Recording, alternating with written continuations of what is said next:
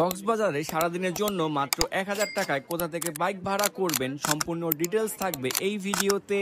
আমরা ডলফিন মোড় কলাতলি বিচের আগে এই রাস্তার পাশে দেখতে পারবেন অনেক বাইক আছে, এখান থেকে আপনাদের পছন্দের বাইক ভাড়া করতে পারবেন।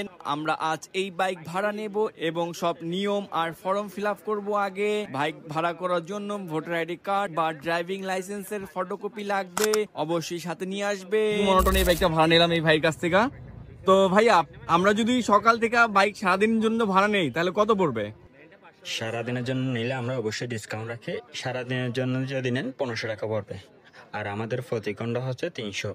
4 ঘন্টার জন্য নিলে 1000 টাকা। ঠিক আছে, এখানে হচ্ছে কি বিচে নামার কোনো সুবিধা আছে? বিক্সের বালুতে অথবা পানিতে বাইক নামানো যাবে। ঠিক আছে, এখানে বাইক ভাড়া নিতে হলে ডকুমেন্ট কি কি দেওয়া লাগে, আর হচ্ছে ড্রাইভিং লাইসেন্স কি লাগে নাকি? এনআইডি কার্ড লাগবে। এনআইডি কার্ড যদি না থাকে ড্রাইভিং লাইসেন্স দিতে হবে অথবা পাসপোর্ট দিতে হবে। এই তিনটাতে কোনো একটা দিল। আর এমনি হচ্ছে ঘন্টা কত করে দেন? ঘন্টা নিলে 4 ঘন্টা 300 আর 4 ঘন্টা 1000 টাকা রাখবে। ঠিক আছে, আপনারা চাইলে এখান থেকে হচ্ছে বাইক ভাড়া করতে পারেন। আমি হচ্ছে ডেসক্রিপশন বক্সে নাম্বার দিয়ে দেবো, আপনারা যোগাযোগ করে আগে থাকতে চাইলে ভাইয়ের কাছ থেকে বাইক নিতে পারেন। ধন্যবাদ সবাইকে।